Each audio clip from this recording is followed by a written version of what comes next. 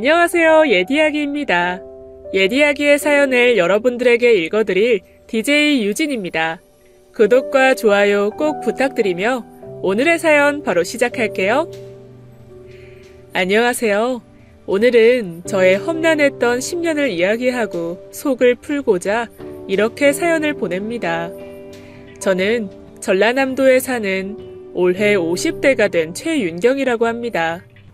다른 사람들처럼 사연을 잘 써서 보내고 싶은데 제가 글을 써본 적이 많지 않아 부족할 수도 있으니 이해 부탁드립니다. 저는 정말이지 10년 동안 끔찍한 일을 겪었어요. 끔찍하다라는 단어 말곤 도무지 표현이 되지 않는 일들이었습니다. 제 인생은 처음부터 순탄치 못했어요. 전 친부모가 버린 자식이거든요. 고아로 태어나 어려서부터 시설에 맡겨졌습니다. 고아원 원장님은 좋은 수녀분이셨지만 전 득실거리는 아이들 사이에서도 늘 그 생각을 떨칠 수가 없었어요. 엄마가 왜 날 버렸을까?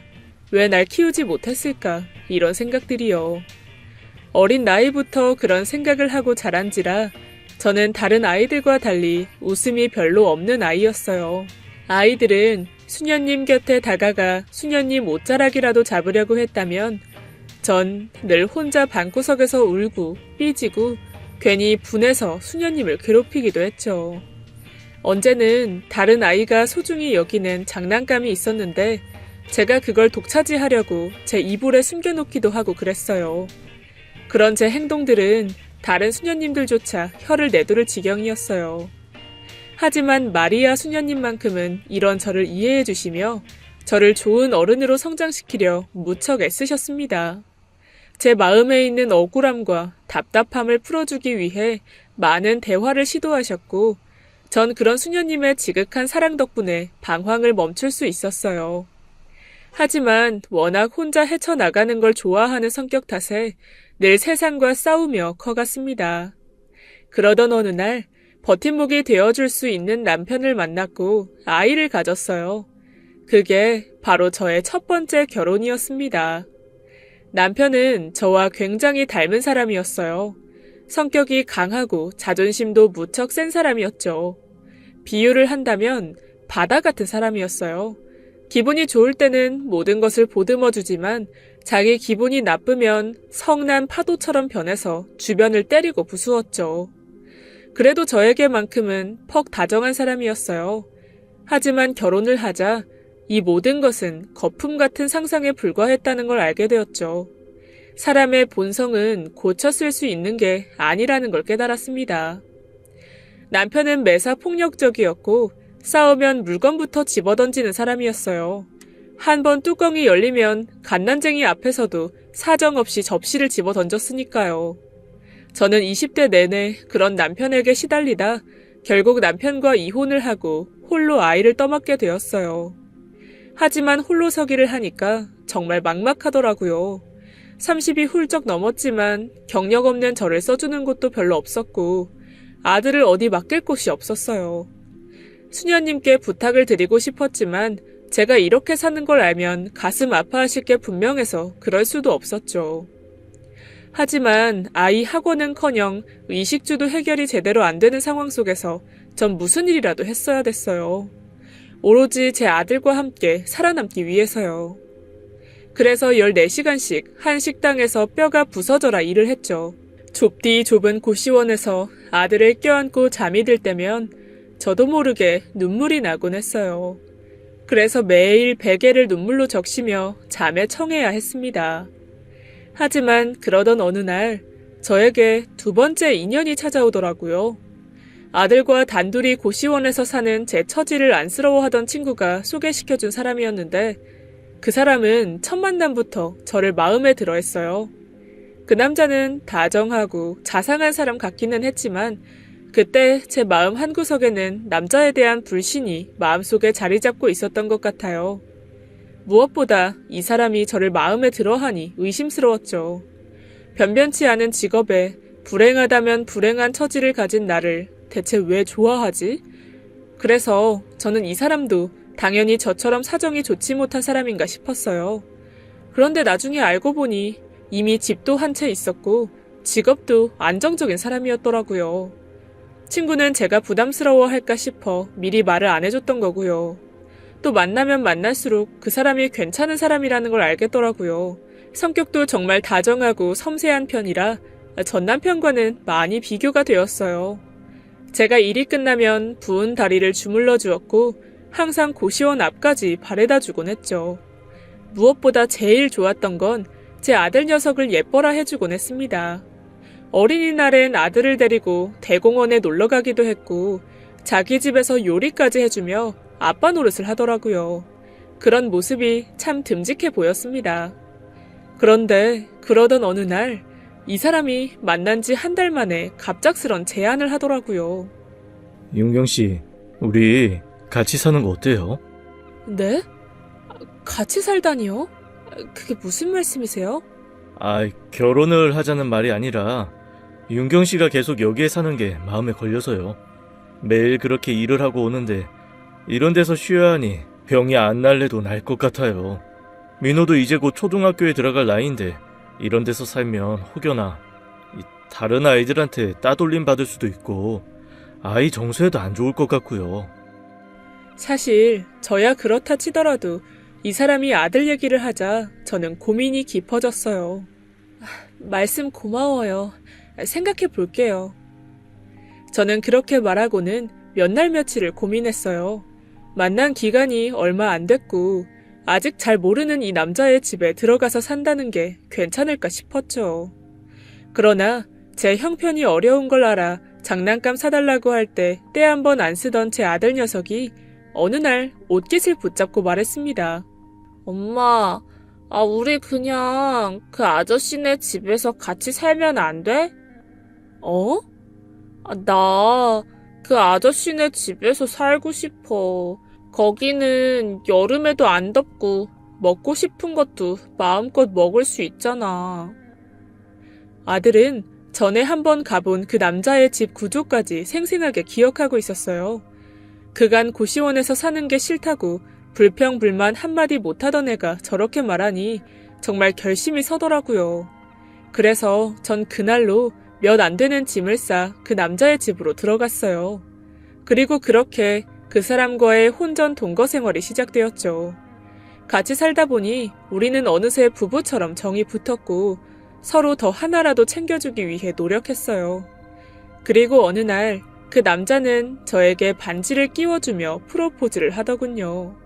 심성 고운 당신에게 내가 부족한 사람인 건 알지만 그래도 우리 함께하며 서로 부족한 부분 채워나갑시다. 내가 많이 맞추고 살게요. 그렇게 저희는 결혼을 했습니다. 하지만 역시 시어머니께서는 절 탐탁치 않아 하셨어요. 예상한 난관이었지만 제가 고아라는 것도 아이가 하나 있다는 것도 싫다며 결혼을 반대하고 나섰습니다. 시어머니를 설득하기 위해 찾아가도 봤지만 시어머니는 절 만나는 것조차 싫어하셨어요. 하긴 누가 날 며느리로 반기겠어. 누가 나 같은 걸. 나라도 싫겠다. 전 그렇게 결혼을 포기하려고 마음먹었어요. 그리고 남편의 집에서 나올 준비를 했죠. 남편은 시어머니에게도 시간을 드리자고 말을 했지만 저는 상처받지 않기 위해 그냥 사랑도 결혼도 모두 접고 싶었어요. 그래서 그만 여기서 끝내자고 했죠. 하지만 남편은 의외로 고집이 강한 사람이더라고요. 직접 어머니를 찾아가서 자신의 선택을 존중해달라고 했습니다. 저는 절 위해 그렇게까지 하는 남편에게 감동을 받았고 남편을 놓치기 싫어서 그냥 남편에게 끌려가는 척, 모른 척 눈을 감았습니다. 그리고 저희는 혼인신고를 하고선 함께 살기 시작했죠. 전과 다를 바 없는 나날들이긴 했지만 법적으로 부부가 되었으니 이젠 밖에 나가서도 아들이 남편에게 우리 아빠라고 자랑할 수도 있었습니다. 저 역시 이 남자가 내 남편이라고 말할 수 있었고요. 평생 못해준 것만 많은 아들에게 좋은 아버지 그리고 좋은 가정을 준 것 같아 너무나 좋았어요. 하지만 마음이 편하지는 못했어요. 시어머니가 계속 마음에 걸렸었거든요. 그러던 어느 날 시어머니께서 저를 따로 부르시는 거예요. 얘야, 혹시 오늘 시간 좀 되니? 전 불안했어요. 아들과 만나지 말라며 돈봉투라도 건네는 게 아닐까? 괜히 드라마에 나오는 장면들이 떠오르면서 심장이 쿵쿵 뛰었습니다. 일단 전 시어머니를 만나서 저희 잘 살고 있으니 제발 지켜봐달라는 말을 하기 위해 그 자리에 나갔어요. 시어머니께서 저를 부른 곳은 고급 한정식 집이었습니다. 제가 평소 한식을 좋아한다는 걸 알고 선택했다고 하시더라고요. 그리고는 어색한 분위기 속에서 말없는 식사가 시작됐어요. 식사가 다 끝나갈 때쯤에야 시어머니께서 먼저 입을 여셨습니다.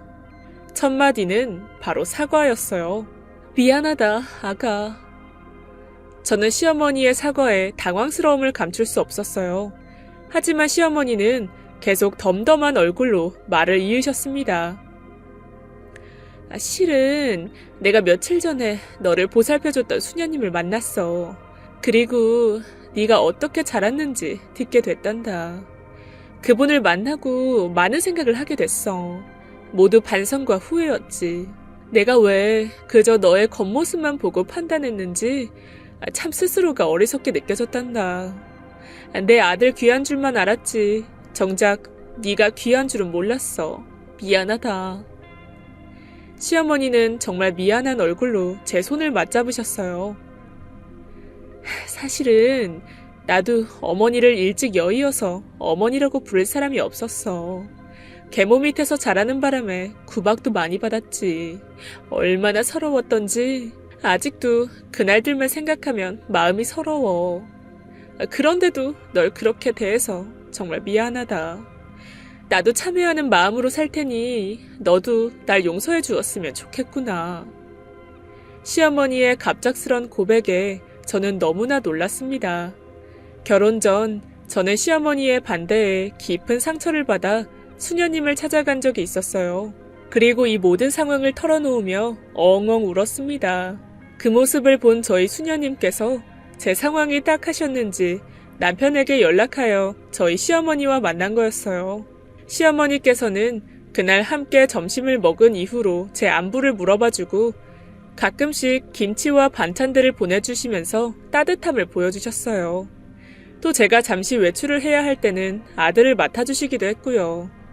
남편도 내심 어머니가 마음에 걸렸던 건지 바뀐 시어머니의 모습에 누구보다 기뻐했고 저 역시 수녀님께도 절 받아주신 시어머니께도 감사한 마음을 품지 않을 수가 없었습니다. 제 인생 최고로 행복한 나날들이었어요. 평생 손에 물집이 생겨라 일을 해왔던 저인데 이제는 평범하게 집에서 아이를 돌보며 아이의 공부를 도와줄 수 있고 남편의 식사를 차릴 수 있고 아들과 함께 퇴근하는 남편을 마중 나갈 수 있는 그런 평범한 삶이요. 누군가에게는 평범한 일상의 모습이었지만 적어도 저에게는 감히 꿈꿔보지도 못했던 그런 평범함이었습니다. 전 태어나 처음으로 가정이라는 울타리 안에서 깊은 안정감과 살아있다는 것에 감사함을 느낄 수 있었습니다. 하지만 그 행복이 오래가진 않았어요. 혹시 정윤경 씨 되시나요? 네, 맞는데요. 무슨 일이시죠? 지금 남편분께서 사고를 당하셔서 응급실에 와 있으세요. 여기 호수병원인데 빨리 오실 수 있겠어요? 순간 아무 말도 안 들리더라고요. 간호사가 제게 계속 무슨 말을 했지만 웅웅거리는 소리만 들릴 뿐이었습니다. 전 그 길로 헐레벌떡 신발이 짝짝이인지도 모른 채 현관문을 박차고 나가 병원으로 향했습니다. 누워있던 남편은 이미 제 남편인지 알 수 없을 정도로 많은 피를 흘리고 있었고 살도 여기저기 찢겨져 나가 있었어요. 여보. 제가 남편에게 다가가려 했지만 간호사들이 저를 막았어요. 저는 남편이 수술을 받는 동안 어떤 생각도 할 수가 없었어요. 그저 살려달라고 신에게 비는 것 말고는요. 하지만 수술실에서 나온 의사는 제게 그 어떤 말보다 참담한 말을 던졌습니다. 남편이 수술 중에 사망했다고요. 저는 그 자리에서 주저앉았어요. 뒤늦게 시어머니께서는 소식을 전해 듣고 달려왔어요. 눈 좀 떠라. 석환아, 제발 눈 좀 떠. 윤경아, 윤경아, 이게 무슨 일이니? 대체 무슨 일이야? 시어머니는 한참 울다가 혼절하셨어요. 그걸 몇 차례 반복하셨죠. 저 역시 의식을 놓고 싶었지만 어떻게든 의식을 붙잡아야 했습니다. 아들은 눈물이 그렁한 눈으로 저를 바라보며 물었어요. 엄마, 아빠 못 와요, 이제? 저는 그제야 아들의 조그마한 품에 안겨 눈물을 쏟았습니다. 어떻게 남편의 장례를 치렀는지 기억도 나지 않아요. 하지만 삶은 이어졌죠. 개인에게 어떤 비극이 닥쳐오더라도 시간이 그리고 세상은 아무 일 없는 것처럼 굴러가더군요. 매일 아들은 학교에 갔고 저는 시어머니의 밥을 차려드렸죠. 아들은 사춘기를 지나면서 제 키를 넘어 말쑥한 소년이 되어갔고 말수가 없어졌어요. 저는 간간히 남편의 사진을 붙들고 집에 아무도 없을 때 눈물을 흘렸습니다. 시어머니는 자주 집 밖으로 나가셨어요. 정확히 어딜 가시는지는 잘 몰랐지만 집에 돌아올 때 술 냄새가 나는 걸 보면 친구분들을 만나고 오시는 듯 했습니다. 그렇게 저희는 나름의 방법으로 슬픔을 이겨내갔죠. 그해 여름은 정말 미친 듯이 더웠습니다. 시어머니께서 이상한 행동을 한 건 몇 달 뒤였어요. 밤만 되면 자꾸 어딜 나가시는데 제가 물으면 시어머님은 근처에 산책을 갔다 왔다는 말을 하셨어요. 그런데 이상했습니다. 근처엔 산책할 때도 마땅히 없었고 산책을 하고 돌아오신 시어머니의 몸에선 이상한 향 냄새가 났어요. 그건 어디선가 맡아본 듯한 냄새였어요. 하지만 무슨 향인지는 알 수가 없었죠. 그러던 어느 날 시어머니의 행선지를 알 수 있게 되었습니다. 시어머니의 통화 내용 때문이었어요. 예, 선녀님. 그럼요. 그 계좌로 송금할게요. 내일 찾아뵙겠습니다. 선녀? 무당? 믿기지 않았어요. 시어머니께선 독실한 천주교 신자였거든요. 물론 남편이 떠난 뒤로 성당 나가는 게 줄어들었지만 그렇다고 무당집을 나가실 분은 아니었어요. 그러다 예전에 시어머니 친구분께서 제게 지나가며 하신 말씀이 생각났습니다. 저번에 네 시어머니 지갑을 봤는데 부적이 있더라고. 아휴, 불쌍해 죽겠어.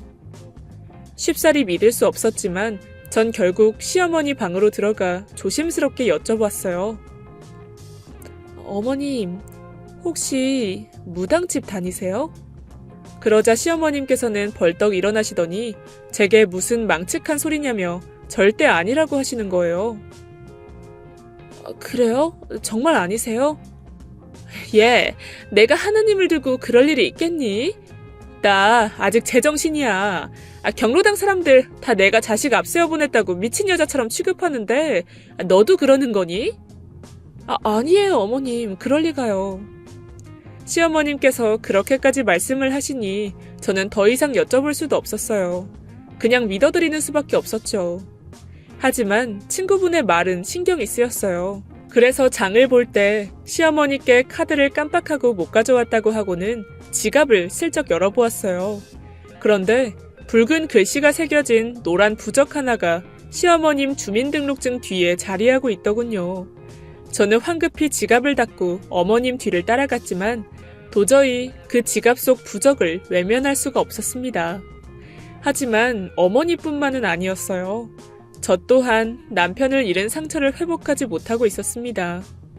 달리는 차를 제대로 쳐다보지 못했고 차 경적 소리만 나도 지나치게 놀래곤 했습니다. 특히나 밤중에 전화가 걸려오면 소스라치게 놀라서 자리에서 벌떡 일어나곤 했어요. 아들도 저의 이런 면을 알고 있었기에 가끔 베개를 들고 제 방에 와서 자고 가기도 했어요. 그러던 어느 날이었습니다. 갑자기 아들의 방에서 쿵 하고 무언가 무거운 물체가 떨어지는 소리가 들렸어요. 비몽사몽한 정신으로 급하게 아들의 방에 가니까 아들이 입에 개거품을 물고 발작을 하고 있었어요. 민호야! 아들이 저를 알아보지도 못하고 손과 발을 부들부들 떨고 있었어요. 저는 너무 놀란 나머지 떨리는 손으로 119에 전화를 하려 했지만 사람이 너무 놀라고 떨리다 보니 119에 전화를 하는 것도 쉽지 않더라고요. 그때 때마침 시어머니께서 들어오셨고 그 광경을 목격하셨습니다. 무슨 일이니? 애미야. 어머님, 민호가, 우리 민호가. 시어머니께서는 서둘러 응급차를 부르셨어요. 그리고 민호는 병원으로 이송됐죠. 민호의 발작은 응급차 안에서 점점 잦아졌지만 저는 불안함을 떨칠 수가 없었어요. 제 앞에서 피투성이가 되어 죽어갔던 남편이 자꾸 떠올랐거든요. 제가 어찌할 바를 모르고 눈물만 흘리고 있으니까 시어머니께서 말씀하셨어요. 아가야, 민호 괜찮을 거야. 일단 너부터 좀 진정해라. 어미가 살아야 새끼도 살지. 정신 똑바로 차려. 네, 어머니 알겠습니다. 저는 시어머니의 단호한 목소리에 번뜩 정신이 들었고 알겠다고 고개를 끄덕였습니다. 그날 의사분께서 오셔서 민호의 발작은 단순 발작인 것 같다고 말씀하셨어요. 하지만 저는 그 이후로도 밤에 제대로 잠을 들지 못했습니다. 어떻게 자보려고 애를 썼지만 애쓸수록 눈은 더 또랑또랑해졌어요. 눈을 감으면 꼭 민호의 비명소리와 남편의 얼굴이 스쳐 지나가는 것 같았어요. 그때 시어머니께서 저를 부르셨습니다. 너 나 좀 따라 나와야겠다. 지금요? 대충 옷 챙겨서 입어. 추우니까 잠바 하나 걸치고. 그리고 얼떨결에 끌려간 곳은 아주 으슥한 분위기가 흘러나오는 뒷산이었어요. 산길이 하도 험해서 여러 번 미끄러질 뻔했죠. 그때마다 시어머니께서는 능숙하게 제 손을 붙잡으셨어요. 조심해라. 자, 내 손 잡아. 그렇게 시어머니를 따라 도착한 곳은 오색 천이 걸려있는 한 초가집이었습니다. 그리고 그곳에서는 시어머니의 몸에서 늘 맡을 수 있었던 그 향이 흘러나오고 있었어요. 그때 한복을 입은 늙수그레한 여인이 기다렸다는 듯 천천히 나왔고 고개를 까딱였습니다. 그리고 시어머니는 아주 공손히 그 무당에게 인사를 올렸어요. 제 며느라기예요, 손녀님. 그러자 얼굴이 하얀 무당은 저를 매서운 눈으로 위아래로 훑어보았습니다. 그리고 그 무당의 발길을 따라 시어머니와 함께 안으로 들어갔어요. 안에는 무속 도구들이 질비했고 벽에 이상한 그림들이 잔뜩 걸려있어 섬뜩한 기분이 들었습니다. 누가 봐도 여긴 점집이었어요. 선녀 무당이라는 여자는 저와 시어머니를 먼저 앉히고서는 촛불을 향해 기도를 올렸어요. 그리곤 알아들을 수 없는 말들을 중얼거렸죠. 전 섬뜩한 이 분위기에 압도되어 시어머님을 소리내어 불렀습니다. 어머님, 걱정 마라. 아가야, 선녀님께서 치료해 주실 거야. 그게 대체 무슨 말씀이세요, 어머니? 저는 점점 더 겁에 질려갔습니다. 그때 선녀라는 여자가 저를 보며 말했어요. 네가 드디어 여기에 왔구나. 제 발로 걸어 들어왔으니 여기서 끝내자. 그제야 시어머니께서는 저를 보고 지난 행적들을 말씀해 주셨어요. 사실 여기 계신 선녀님께서 내게 진지게 말해 주셨다만 도저히 입이 안 떨어져서 너에게 말할 수가 없었어. 그런데 민호가 그렇게 되고 나니까 이젠 정말 모든 게 밝혀져야 할 것 같아서 널 여기로 데려왔어. 실은 내 아들이 저승길을 못 건너고 있다고 하더구나. 네? 그게 무슨 말이에요, 어머니? 나도 처음엔 안 믿으려고 했어. 그런데 선녀 무당님께서 경고하시더라고. 아들이 저승길을 못 건너고 있으니까 그 한이 집안에 우환을 끼칠 수 있다고. 근데 아들이 죽고 난 후 내가 또 허리를 다쳤고 민호한테도 일이 터지지 않았니? 하지만 어머니, 그건 모두 우연일 수 있잖아요. 선녀님 말씀을 좀 들어봐. 저는 무당을 쳐다보았습니다. 그러자 무당은 엄중한 눈빛을 보이며 제가 그 아무에게도 말하지 못했던 저의 과거까지 척척 알아맞혔어요. 특히나 전 남편에 관련된 것들이었죠. 그건 시어머니에게도 남편에게도 숨기고 싶은 과거인지라 말하지 않았었거든요. 하지만 무당은 제 남편이 폭력적이었던 것부터 저와 어떤 일로 갈등을 겪었는지도 알고 있었어요. 또 최근에 몸 구석구석이 아파와 병원에 다녀왔고 날 때부터 자궁이 좋지 않았다는 것까지요. 이쯤 되자 전 손발이 다 떨려왔고 민호가 남편처럼 되는 상상이 머릿속에 그려지기 시작했습니다. 말 그대로 너무나 두려워졌어요. 저는 떨리는 목소리로 무당에게 물었습니다. 그럼 어떻게 하면 되나요? 무당은 지금까지는 시어머니 혼자 남편을 보내주려 했기에 효과가 별로 없었다며 이제는 저도 합심해서 조상님께 기도를 드려야 한다고 했습니다. 아주 간절하게요. 그러면서 충격적인 걸 요구했습니다. 바로 남편의 유품들을 태워야 한다고 하는 겁니다. 사진까지 모조리요. 전 고개를 내저었어요. 가뜩이나 남편과 함께 찍은 사진이 없는 터라 추억하고 그리워할 수 있는 게 별로 없었거든요. 그래서 저는 그것만은 안 된다고 무당에게 목소리를 내었어요. 그러자 무당은 벼락 같은 목소리로 절 꾸짖더군요. 남편의 흔적이 남아있으면 안 돼. 그게 네 남편을 귀신 만드는 길이야. 하지만 저는 시어머니를 돌아보았어요. 그런데 그때 시어머니가 제 손을 잡으시더라고요. 아가야, 태우자. 어머니, 우리 아들 내가 젖 한 번 제대로 못 먹이고 키웠어. 가는 길이라도 편해야 하지 않겠니? 우리 그리 해주자. 어머니는 강경하게 제게 그러자고 했고 손수 다락방에서 남편의 유품을 가져오기까지 했죠. 저는 그런 어머니의 말을 따를 수밖에 없었고요. 쓸쓸하고 불행하게 가버린 남편이 저승길조차 제대로 가지 못하고 있다고 생각하면 가슴이 너무나 아려왔습니다. 저와 시어머니는 굳은 마음으로 마당에 불을 지폈고 장작을 넣어 큰 불을 만들었어요. 무당의 말대로 그 옆엔 향초도 피웠고요. 그리고는 유품들을 가져왔습니다. 잘 가, 여보. 저는 그렇게 속삭이며 먼저 사진을 한 장 넣었어요.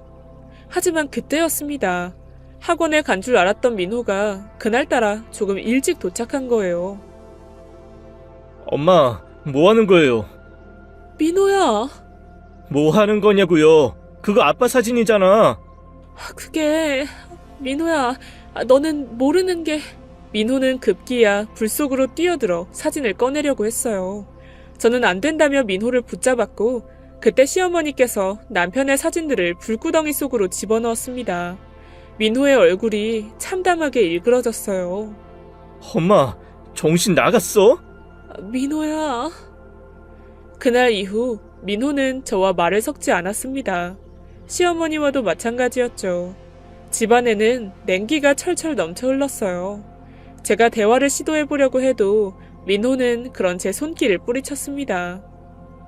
전쟁 같은 나날들이었죠. 저 역시 가끔씩 집안일을 하다 내가 지금 제정신이 맞나? 무당의 말에 홀린 건 아닌가 하는 생각도 들었어요. 하지만 민호는 제가 무당집을 다니기 시작한 이후로는 아프지 않았습니다. 그래서 저도 시어머니도 그곳으로 가는 발길을 끊을 수가 없었어요. 허나 문제는 돈이었습니다. 굿 비용부터 부적 비용까지 생각보다 많은 돈이 들어갔어요. 남편의 재산이 적지는 않았지만 이미 무당에게 쓴 돈이 수천만 원이 훌쩍 넘어가니 당연히 생활비가 쪼들릴 수밖에 없었습니다. 그런데 그러던 어느 날 선녀 무당님께서 심상치 않은 얼굴로 앉아있다가 저와 시어머니를 불러 말했어요. 아무래도 굿을 좀 해야겠다. 굿이요? 시어머니께서는 혹시나 안 좋은 일이 생기는 거냐 바로 물어보셨습니다. 다음 달 운수가 안 좋아. 아들이랑 며느리 둘 다 사고수가 보여. 1월은 악귀의 기운이 강해지는 달이야. 사고수요? 전 덜컥 겁이 났습니다. 저는 그렇다 치더라도 아들의 사고라니요. 저는 어떻게 해야 하는지 물었고 무당은 집으로 가서 이 기운을 퇴치해야 한다고 말했습니다. 그리고 무당은 굿하는 돈으로 5천만 원가량의 돈을 요구했습니다. 적지 않은 돈이었기에 조금은 망설여졌지만 저와 시어머니는 무당집을 나오자마자 곧바로 돈을 인출하여 무당 앞에 가져다 바쳤어요. 그리고 그 다음 주 무당이 저희 집으로 왔습니다. 그녀는 묘한 냄새가 나는 향초를 들고 금방울을 흔들며 냄새를 흩뿌렸어요.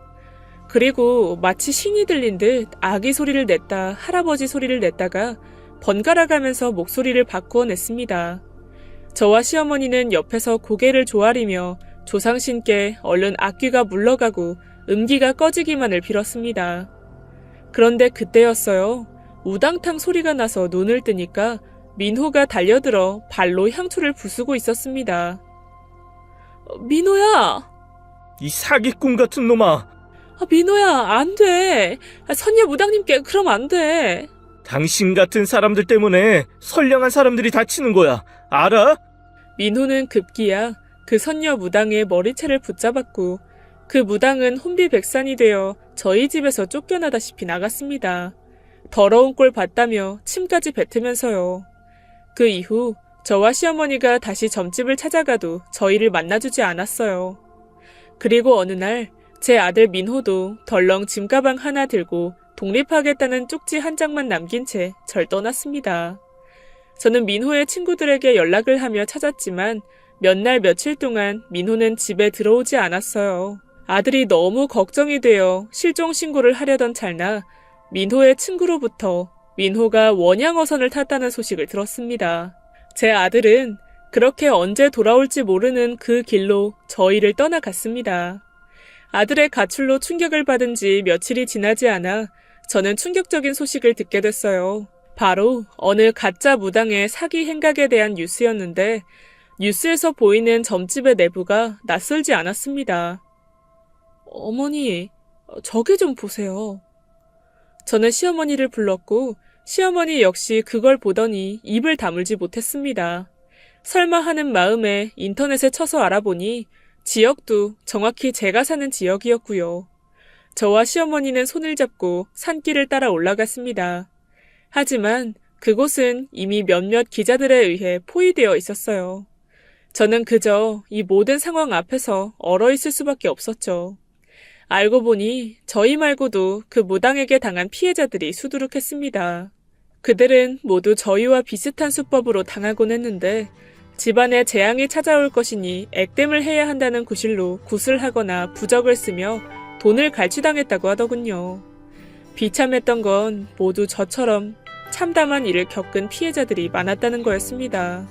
알고 보니 그 가짜 무당은 일부러 가족을 잃은 사람들을 선택하여 접근한 후 돈을 뜯어내는 치밀한 방법을 썼다고 하더라고요. 가짜 무당의 친아들이 사고 피해자들을 찾아내면서 무당을 도와줬다 하고요.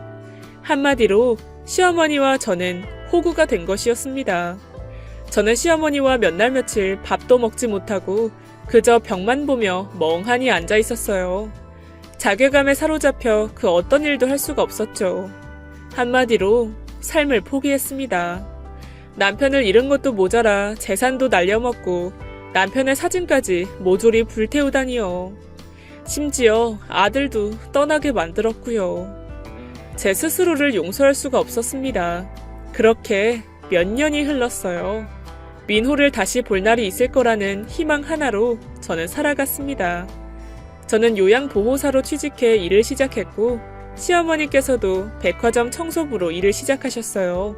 매일매일이 치매 환자들을 돌보느라 고단하고 힘든 나날들이었지만 민호 생각을 하며 버텨냈습니다. 아들이 너무나 보고 싶고 그리웠어요. 그래서 요양원에서 노인들의 말벗이 되어주다 그분들의 입에서 자식 얘기가 나오면 제가 먼저 눈물을 흘리곤 했습니다. 그러던 어느 날 제 앞으로 우편 하나가 도착했습니다. 그건 바로 남편의 사진 한 장이었어요.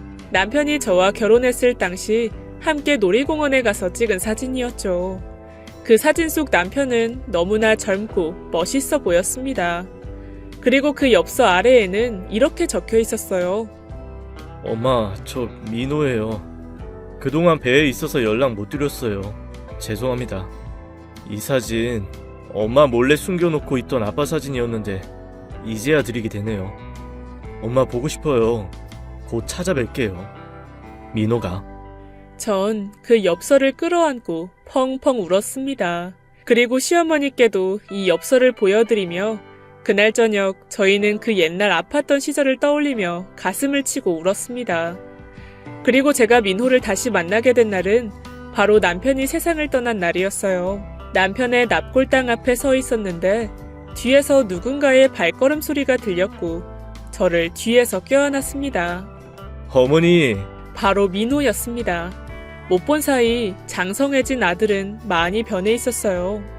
뽀얗고 하였던 아들의 피부는 새까맣게 그을려져 있었고 어깨도 가슴팍도 바다처럼 넓어져 있었습니다. 아들은 웃으며 저와 시어머니를 동시에 끌어안았어요. 우리는 먼저 남편에게 인사를 했습니다. 그리고 수년 동안 하지 못했던 대화를 시작했죠. 민호는 바다 위에서 수많은 생사를 오가는 고비를 겪었다고 고백했어요. 또 그 속에서 동료를 잃기도 하였고요. 하지만 바다와 함께 그런 모진 풍랑을 겪으면서 얻은 게 있다면 인생에 대한 깨달음이었다고 말했습니다. 처음엔 어머니를 너무나 이해할 수 없어서 집을 떠났지만 자신도 동료를 잃어보니 아버지의 부재와 상실을 견디기 힘들어서 미신에 의지할 수밖에 없었던 어머니와 할머니를 진정으로 이해하게 되었다고 말했습니다. 저는 그런 아들의 속 깊은 마음에 또 눈물이 났죠. 그리고는 정말 잘못했다고 많이 보고 싶었다는 말을 그제야 전할 수 있었습니다. 그렇게 우리 가족은 남편의 사진 앞에서 화해라는 걸 했어요. 저는 요즘 아들과 함께 못다한 것들을 하나하나 해나가면서 시간을 보내고 있습니다. 이렇게 아들과 같이 손만 잡고 산책만 해도 참 행복하네요. 돌고 돌아 만난 행복이기에 지금의 이 행복이 너무나 소중하고 애틋합니다.